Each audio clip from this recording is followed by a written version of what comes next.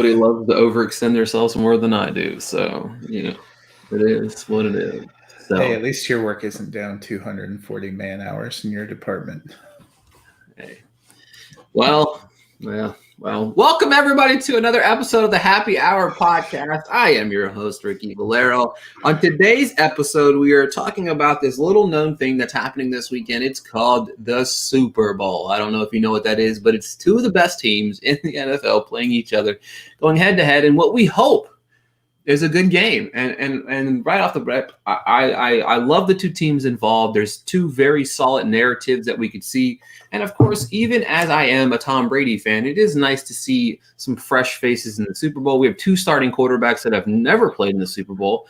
Obviously, one is only, in his second year in the NFL. The other one has been around for a while and has not had a very successful run in the playoffs. But we've seen that Matt Stafford is what has been worth the price of admission for what they traded for him this past offseason. They did make a lot of other trades that kind of made them get to where they are right now. It should be an interesting game. But as always, I am joined by my partner here. Matt, how are you, buddy?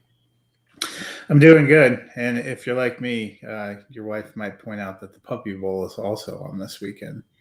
I don't even know what that is. But I'm grateful we have 4 TVs. Yeah. I'm also excited for the trailers, the movie trailers that we'll get. We'll get the first Nope trailer, which I'm super excited about because I love Jordan Peele and I love his work. It'll be interesting to see some of the other commercials. We're going to get the first Lord of the Rings series trailer, and I know as a stan of the movie series, you can't wait to see that ring. I will make sure that's a bathroom break situation.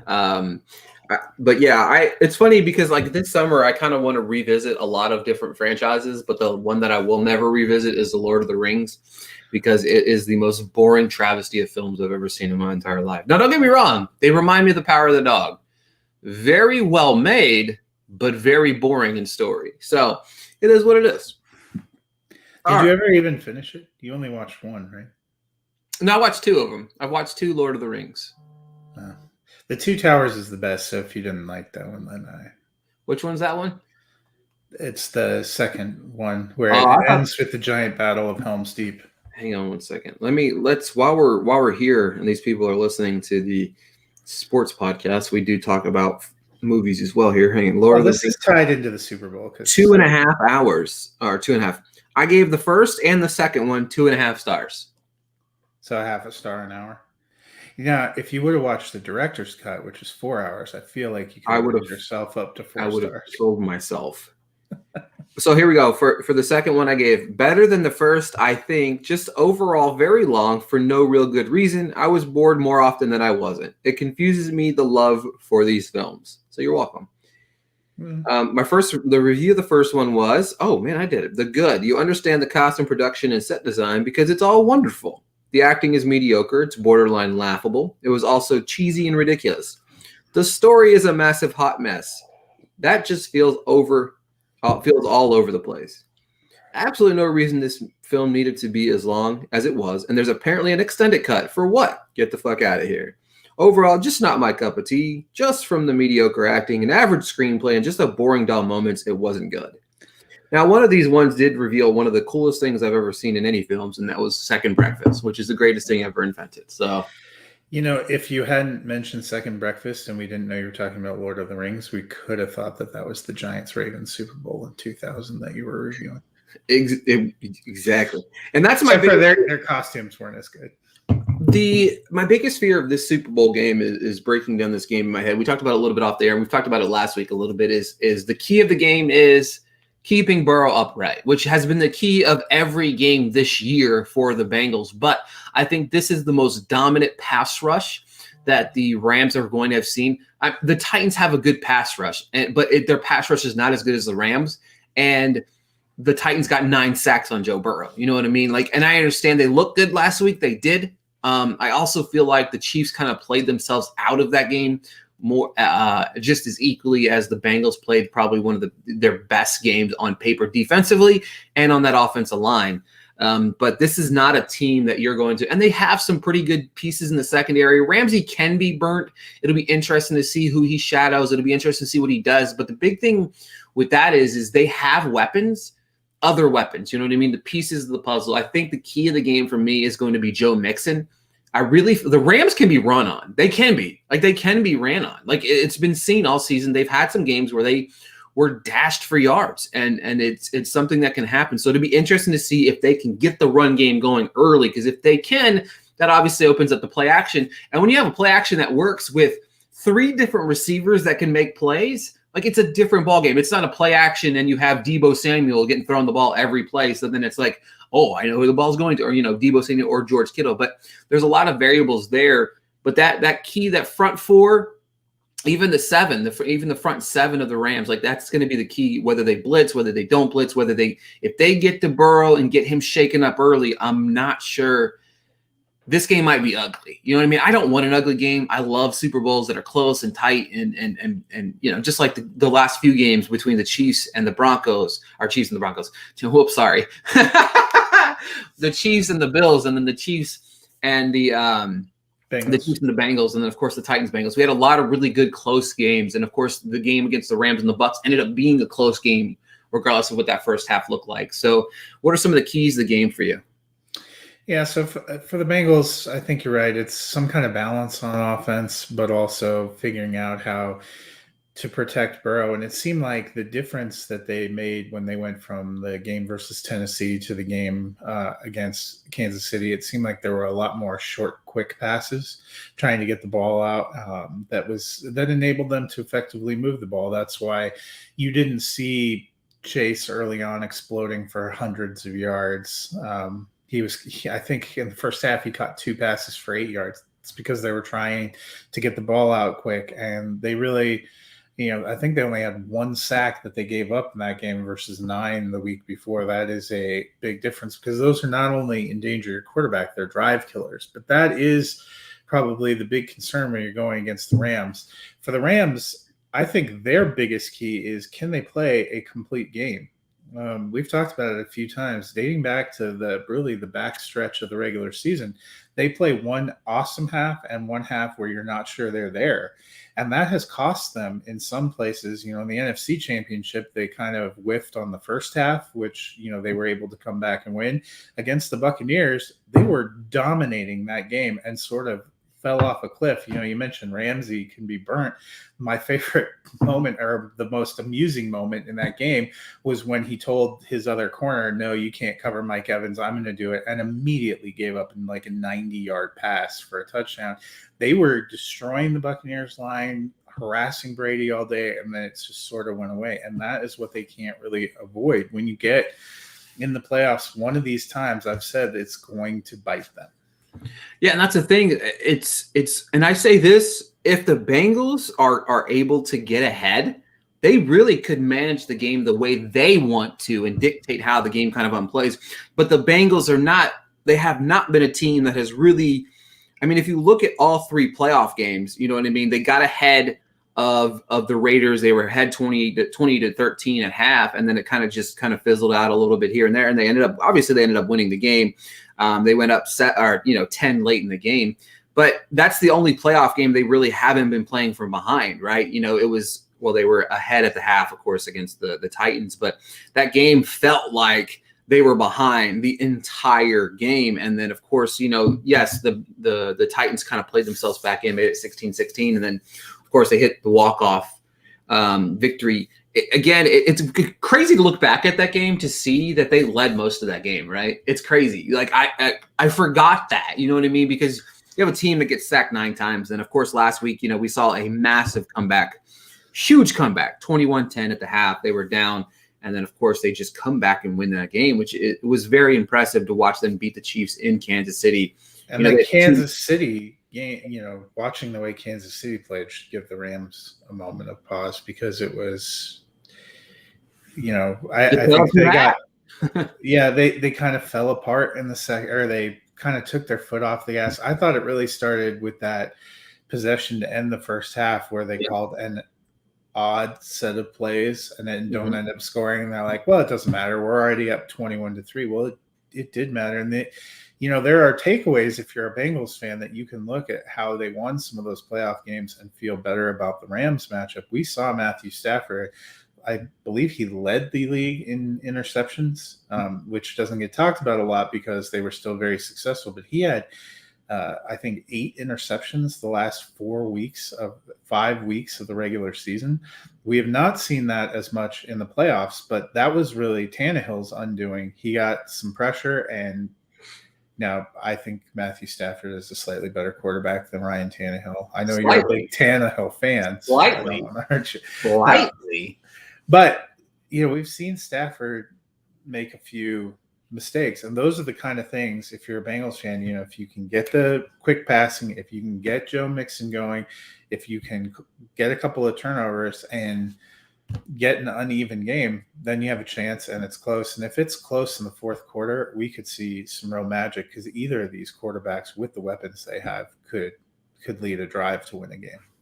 Yeah, and that's the thing. Like you said, down the stretch, Stafford really struggled, and he did throw those 8 interceptions, and that's one of the good things that he's done in the playoffs so far. He's protected the football.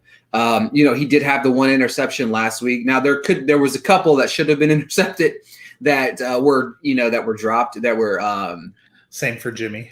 Yeah, exactly. So same for both sides, but I think that's one of the things that I've really appreciated what he's done in the playoffs is he kind of knocked that narrative down a little bit, that, and he did have 17 interceptions on the season. And if you think about it, 8 of those came in like the last 4 weeks of the season, which, that's rough, it's rough down the stretch, and I do think the key of the game, obviously, like you stated, was the Rams playing a full 4 quarters.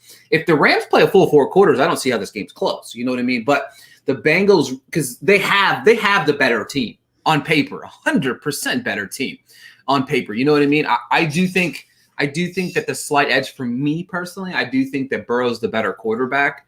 Personally, I do think that way. And I think on paper, when it comes to weapons, I do favor the Rams. I just think their top 2 is a lot better than the top 2 over in Cincinnati. It's close, but I think that Cooper Kupp is playing out of this world. And I think that's another matchup that is very, very important, is trying being the key word, is slowing down Kupp.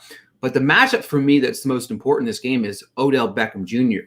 He has been the guy over the last few weeks. And yes, Kupp is getting his, right? I'm not taking away from Kupp.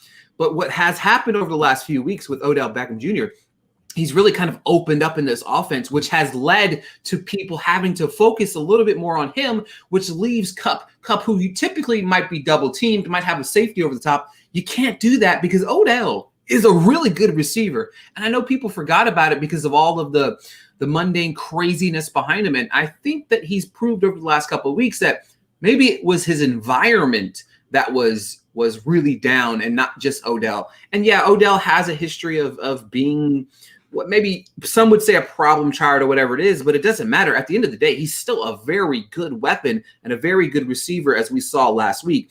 He's got back-to-back. He's got 15 catches for a $182 the last 2 weeks of the playoffs here. He's averaging over 12 yards a catch. Like you have to focus. You can't just focus on Cooper Kupp and shutting Cooper Kupp down. You've got to look at OBJ.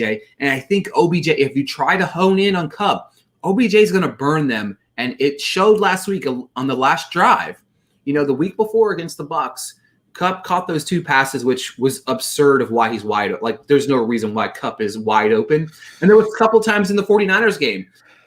It's just, I think it's a testament to how good he obviously Kupp is, because when the coverage breaks down, it's hard to cover a guy for so long. But there was a lot of key first down plays that Odell made, catches that he made in that game last week that really put them in a position to win that football game. So I really feel like the key for the Bengals is I think Kupp's going to get his no matter what, right? He's the type of receiver. He's like a Devontae Adams. I don't think he's as good as Devontae Adams, but like Kupp can have 9 for 120 and a touchdown, and you can still win the football game, right? You can still win football games against the team if Kupp gets his.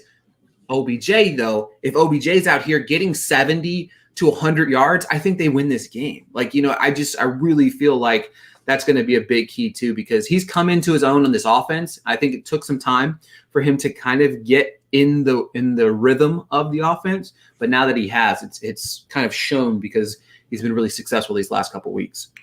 I also think the Rams' run game is important. You know, the one playoff game that they dominated in this playoffs was the Cardinals, and that was a game where Cam Akers came out to play and looked really good.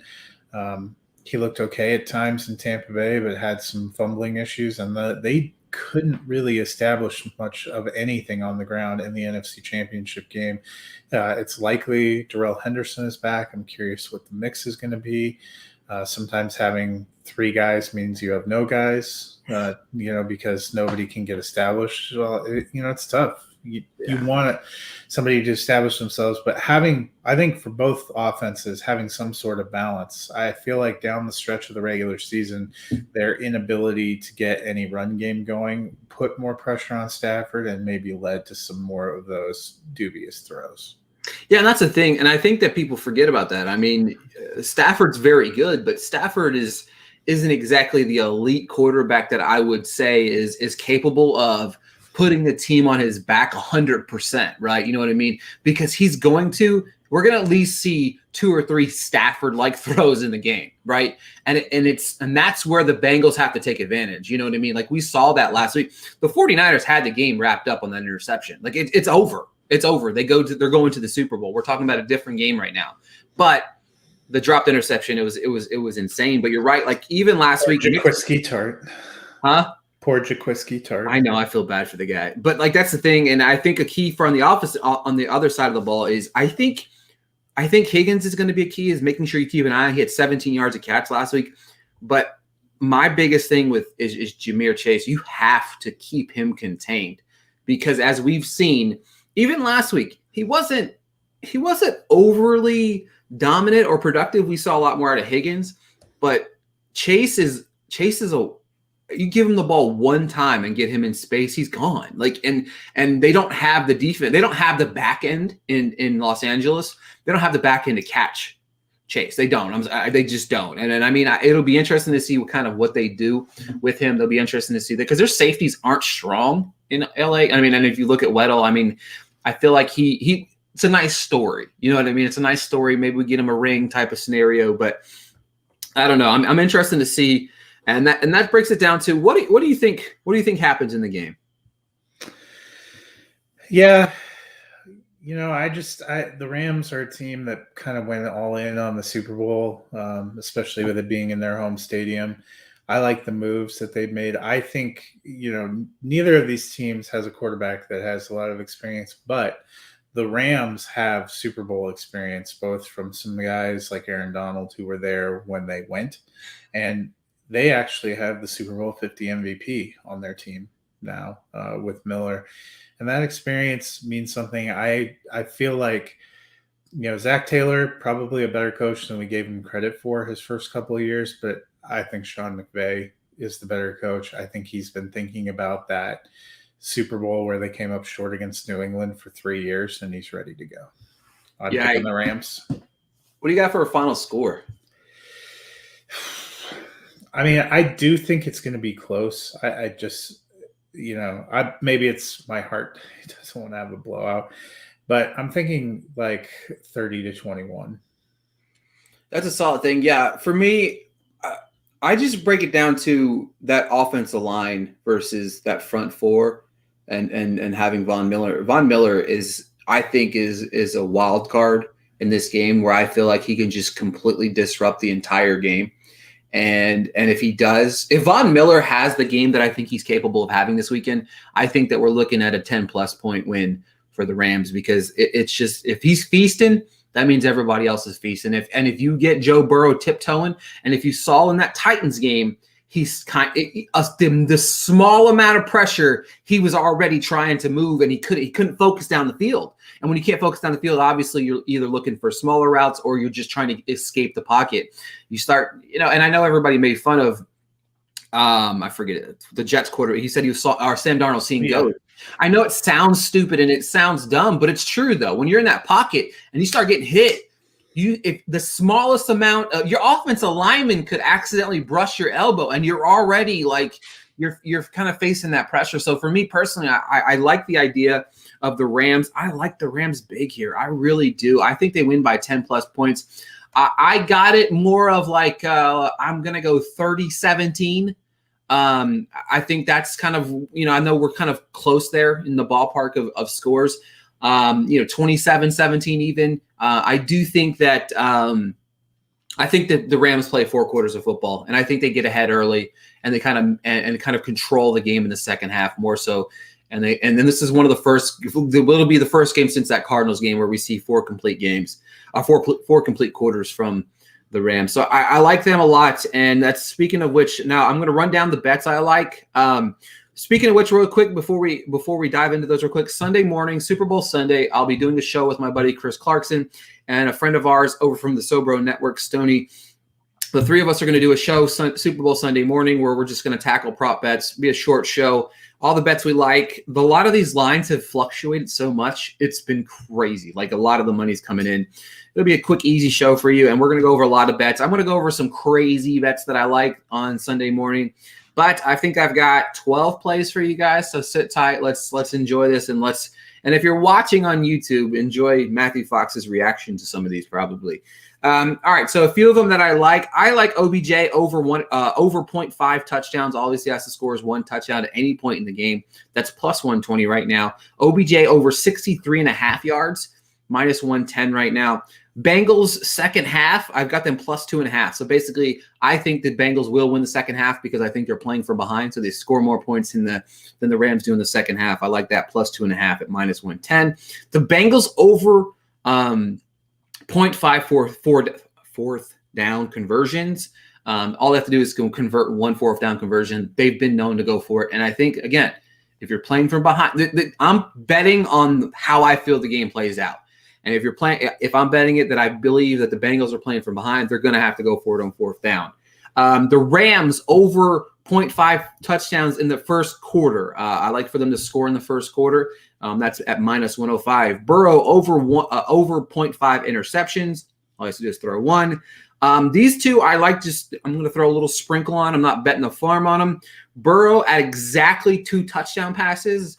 I like that number. I do think that he'll get that number. And then I like Stafford at exactly 2 touchdowns as well. That's at plus 175. I like Stafford over a passer rating of 98.5. That's plus 100. Joe Burrow's second quarter touchdown pass. I like that one, plus 115. Stafford, first quarter touchdown pass. That correlates with I think they get the over the first touchdown in the first quarter. And then, of course, yards of Matt Stafford's first touchdown pass over 10.5 yards, minus 110. Whew, that was a lot. I think all those seem reasonable. I was waiting for some wild ones. Let me see here. Oh, so I have a bet. I do the wild. I have a few. All right, hold on. I have a few wild ones. Let me pull up my betting card. I've already bet way too much money on this Super Bowl. Hopefully my wife's not listening. Let's see here. Oh, by the way, I cashed out a bet. I bet mid-season that Aaron Rodgers would win the MVP. That was a nice little cash out this weekend. I'm still disappointed. I think it should have been Brady. I do too. Let's see here. I have, hold on. Let me find my Super Bowl bets here. All right. So, I do have a Rams touchdown anytime. I do have a Rams defensive touchdown. Rams defensive touchdown. That one's just, I threw a little bit on. I do have a bet. Any of the kicks hit the uprights. That one's at plus 450. It's going to have to be the Rams kicker because that Bengals kicker seems like he's incredible. He's really, really Evan good. McPherson. Let's see here. I have. Let's see. Hold on. I have the Rams to win the first half by 7 to 9 points. I think they're up by a touchdown at the half. I like that one a lot. I like the T. Higgins scoring a touchdown in the first half, sprinkled a little bit. It's at plus 1,200. And then I have a Cooper Kupp touchdown, which is at plus 450 in the first half.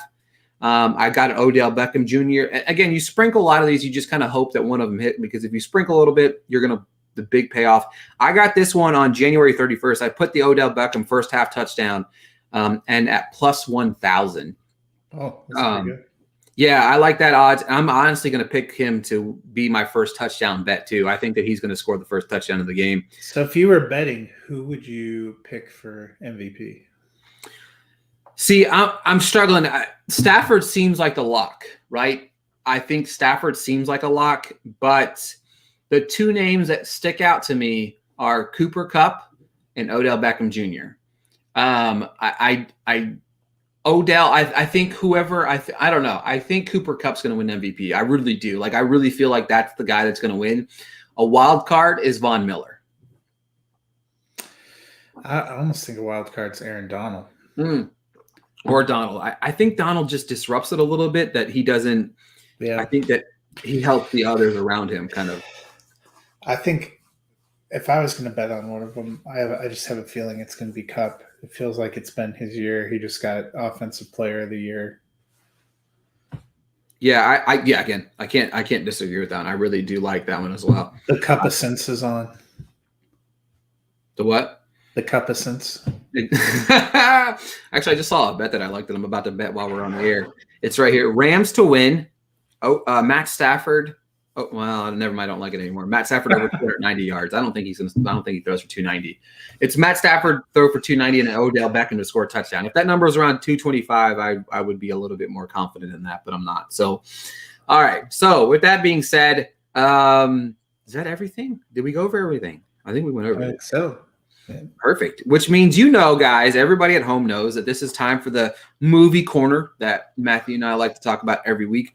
I'll tell you what. This is one, and I understand it's Valentine's Day weekend, and I understand that. But there is way too many movies coming out this weekend. Like, if you're the average moviegoer, or not even the moviegoer, at home, if you're sitting at home this weekend, there's a million. There's one on every streaming platform. There is. You have TikTok, you have Prime Video, you have Paramount Plus, you have Apple TV, you have Netflix. Like, everybody has a movie that out this weekend. Plus, you have Death on the Nile, which is terrible, so don't go see that one. You have Blacklight, which I didn't even know was a movie until last week. Liam Neeson is back in action movies after I could have swore he swore off action movies. And then, of course, you have one that's in theaters that's also dropping. If you're looking for a date night, you can have date night at the theaters. You can have date night at the house. If you're looking for the greatest movie that has ever been made, and that's Marry Me. It's dropping on Peacock. It's available on Peacock right now. And I tweeted this out, and everybody's like, "Oh, you're just trying." No, it was a joke, people. It's a joke, okay. First off, and then I reiterated. Somebody asked me a question, and I said, "Well, come on, like what?" And I was like, "Well, it's the greatest movie that I ever watched on February 8th, 2022. Is that better for you guys? Greatest movie. It was the only movie that I watched on February 8th, 2022. So, with that being said, I loved Marry Me. I loved it. I love a good rom-com. I do. I love a good rom-com. And this is a great rom-com. It really is. I loved everything about it. I think there's one moment in particular that really turns this in from being a just an okay run-of-the-mill rom-com, and it was the press conference. I think from the press conference, I thought the press conference was well written, and then Owen Wilson and Jennifer Lopez, I wrote this in my review. On paper, it shouldn't work, right? It shouldn't. If you look at them, it shouldn't work. But I feel like if you look at their body of work of what they've done throughout their careers, and that's why it works. They're both very good actors at what they're doing in this movie, right? Jennifer Lopez, Owen Wilson, it's a match made in heaven. I don't know. I love the supporting cast. It's a great movie. I don't know. I could literally talk about this movie. And Matthew Fox is sitting here. If you're listening to this as a podcast, Fox is just listening to me just glamour over this film like I'm a nut job. And you know what? It's okay. Marry Me is amazing. I loved it. I'm going to watch it 40 times. I'm going to go watch it as soon as we're done podcasting. My wife said that she was going to watch it again today. We went last night for date night. You went to the movies to see it? Oh, yeah. We went to How did it play? How did it play in the theaters? Well, there was only 10 of us in there, but everybody seemed to have a good time. We had a great time. It was the opening Thursday night screening. My wife and I both, Thursday's our last day of the work week. She works 4/10s. I work Sunday to Thursday. So, it was kind of like the equivalent of our Friday night date. We went straight off of work, had theater dinner delivered to our seats. We saw it on IMAX XD. And it was a really good time. My wife's right there with you. I asked her how many stars she was going to give it. She said all of the stars. So I guess that means 5 stars. See, to speak to they don't seem like a couple that would go together, but I think that's actually the whole point of the movie, and Sure. they make it work. It was one of the better Owen Wilson performances we've had in a while. There's also a scene that I don't know if his agent's probably not cutting this, but when they first hook up, Jennifer Lopez is with her assistant, and she's like, "He's cute," and she furrows her brow. "He's all right." I'm like, that's Owen Wilson's agent's gonna cut that and put it in. But there are the songs, the title track, "Marry Me." But the song in the third act that she writes, I really liked that. Some of the other music made me laugh, like the opening church song, which she's wearing a cross and little else. My wife just looks at me. She's like, "I don't think they've ever been in a church." But there's just warm fun. I gave it 3.5 stars, which is very good for Matthew. Yeah, if you know me, I've rated almost 7,000 movies now. I've only given 5 stars 36 times. 36. So yeah. 3.5 should have been "Marry Me," so it's okay. 30, I dropped it into my top 10 of the year so far. I moved it up. Right now it's sitting at number 5. I've only got 2 movies in my top 10 for this year, so I have 4 from I have 4 from Sundance. Yeah, my top 10 hasn't started yet because I really feel like I saw one movie at Sundance. One movie I saw at Sundance that I really feel like it might end up in my top 10 maybe, and that's Fresh.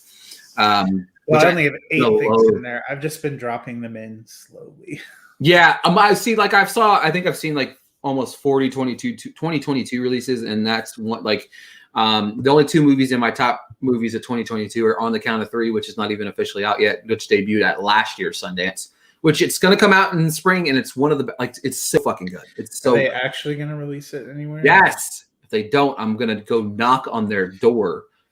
All right. So speaking of which, real quick rundown of everything that comes out. I forgot about the Kimmy movie that I actually watched it. I heard it's good.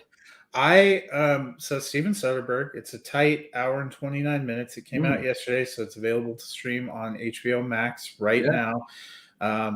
It's about a woman who is kind of working for an Alexa-like company where she's debugging Alexa. She's an agoraphobic person because of something that happened. She hears something that she wasn't supposed to, and it kind of takes off from there. I thought it was a little slow build at the beginning, but I really ended up liking what it did. I thought it was kind of a kick in the pants. Zoe Kravitz is the lead there. I give it 3.5. I've heard a lot of good things about it. I do plan on checking it out since it's an easy watch on HBO Max. With that being said, so Kimmy on HBO Max, for those of you at home. Marry Me, like we talked about, is on Peacock. I Want You Back is on Prime Video, which I've heard nothing but amazing things about this. I was supposed to see it Tuesday. There was a disaster in technology on somebody's end. It's definitely not my end. I'm not going to blame myself, but I haven't seen it yet. The In Between drops on Paramount Plus. Another cute movie. I think a lot of people are probably going to hate it. I enjoyed it for what it was. It's not perfect. Okay, so obviously by the trailer, you know that her boyfriend dies in a car accident. It's one of the most traumatic car accident scenes I've ever seen in my life, and you don't really see it until towards the end of the movie. It's slightly long. Tall Girl 2 drops on Netflix for those of you who love Tall Girl. Jacob had some strong thoughts about it. It's the greatest movie ever made, according to Jacob, right over Music City Drive-In. I'm kidding. Oh. I was going to say, what I saw was... No, I'm kidding. He did not enjoy it. I didn't watch Tall Girl 1, so I don't plan on watching Tall Girl 2. Another good movie, The Sky is Everywhere. It drops on Apple TV+. Based on a book, apparently. Didn't know that until I read it. Or not until I read it. And I didn't read the book. I read the synopsis and read the screenplay. God, Lee, I'm on a roll today. Very good film. I thought it was a good expose on grief and experiencing grief and dealing with somebody that is dealing with a loss. Obviously, it was a little bit more personal for me for the recent events in my own life, but very good film. Again, that's just mentioning Marry Me, I Want You Back. Again, I'm watching Want You Back today. That's the one I want to watch today. I heard it's really good. I do like Jason Orley, I think is who directed. He did Big Time Adolescence. I know you didn't like that film. I love Big Time Adolescence. But Charlie Day's funny. I love Charlie Day. I like him a lot. And then the In Between on Paramount Plus. I think it's a cute movie. The Sky is Everywhere. Very solid film. Blacklight hits theaters, as we mentioned. Liam Neeson back in an action movie, which looks absolutely dreadful. I will not watch it. Death on the Nile, I don't even remember. I saw it last week. It's a steaming pile of garbage. But yeah, so I don't know. There's a lot of good movies out. I think we have a lot of choices, and well, didn't something drop on Apple today? TV show? No, am I missing it? Last week's Suspicion did. I really like the first episode of There's that. actually a new show. I watched the first two. If you guys read and follow the site, I review all the pilot and second episode of all new shows, which sometimes are treasures and sometimes are not treasures. There's one called The Girl Before.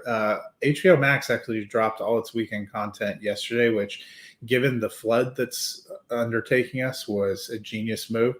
It's a 4-part miniseries. David Oyelowo, Gugu and Batha Raw are in there. I've watched the first two, a little bit darker. Probably not date material. Well, I'm not sure how your dates go. It wouldn't be date material if I wanted to make my wife happy. But it was some pretty interesting performances. The first 2 episodes are pretty engaging. It's a little bit of a mystery. It's a little dark, but I liked the production values. And my wife and I are almost done with Reacher. I know you loved the pilot.